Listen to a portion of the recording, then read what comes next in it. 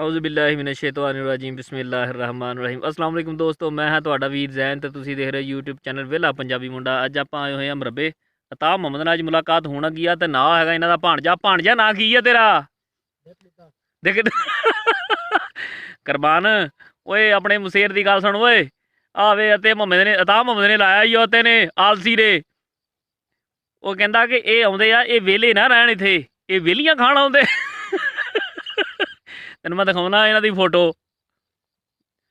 ਦੋਸਤੋ ਜੁੜੇ ਰਹੋ ਸਾਡੇ ਨਾਲ ਤੇ ਤੁਹਾਨੂੰ ਦਿਖਾਉਂਦੇ ਆ ਅਗਲਾ ਸੀਨ। ਇਹ ਦੇਖੋ ਦੋਸਤੋ ਪੱਠੇ ਮੈਂ ਇੰਨੇ ਕੁ ਵੜ ਲਏ ਆ। ਹੁਣ ਆਈ ਆ ਅਤਾ ਮੁਹੰਮਦ ਦੀ ਵਾਰੀ। ਮਾਸ਼ਾਅੱਲਾ ਰੋੜਾ ਚੁੱਕਿਆ ਇਹਨੇ ਲੱਸੀ ਲੈਣ ਵਾਲੀ ਤਰ੍ਹਾਂ। ਇਹ ਦੇਖ ਇਹ ਛੋਟਾ ਵੀਰ ਆਇਆ ਵਾ ਅਤਾ ਮੁਹੰਮਦ ਦਾ ਭਾਣਜਾ। ਤੇ ਕੁਰਬਾਨ ਤੇਰਾ ਕੀ ਲੱਗਦਾ ਮਸੇਰ?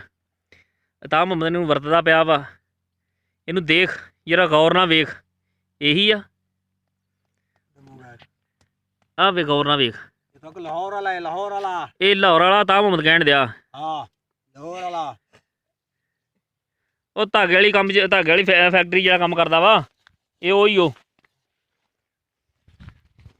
ਇਹਨੂੰ ਗੌਰ ਨਾਲ ਵੇਖ ਸ਼ੇਖ, ਜ਼ਰਾ ਇੱਧਰ ਵੇਖ।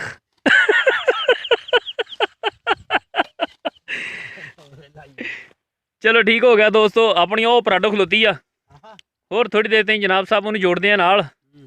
ते बस हुण अता साहब की वारी आ। इन्हां ने यार इन्ने क वढ़ने पट्ठे होर ते इत्थे तक ते पंड फे होनी आ अते दी। ओ मेरी वाले मंड हो गई आ ते हुण अता मुहम्मद दी वारी आ। अल्लाह खैर करे इंशाअल्लाह ताला। ते जनाब साहब कणकां माशाअल्लाह आईयां सिट्टे ते की पकण दे आईयां हुण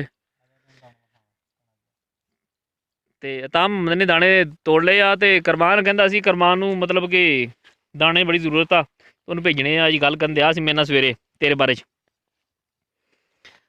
ठीक है, एक महीने बाद इन्हूं कहना कि जनाब साहब दाने दियां 2 बोरियां उत्थे घर पहुँचा देवे। देखो दोस्तों जनाब साहब कणक च दाना की दुध पै गया होया वा। माशाअल्लाह दाना बन गया, दुध ही बनया होया वा। माशाअल्लाह माशाअल्लाह। यह देखो तुहानूं नज़र आ रहा होएगा। आ तली ते रखिया ये ता मुहम्मद हुण मूँह च पा देना। चलो ठीक है दोस्तों, आप मिलते हैं अगली वीडियो च। साढ़े चैनल सबसक्राइब करो, साड़ी वीडियो में लाइक करो, शेयर करो। तो इदां ही तुहाडा प्यार साडे नाल बनिया रहे। तो तुहानूं जनाब साहब होर मजीद स्वाद दीयां वीडियो दिखाते रवांगे। जो ता मुहम्मद ने कहा। चलो ठीक है, ओके जी, अल्लाह हाफिज़, फी अमान। अपना ख्याल रखो बहुत ज़्यादा। ते ता करोना मेरे लागे बैठी आ। चलो ठीक हो गया, ओके जी, अल्लाह हाफिज़, फी अमान।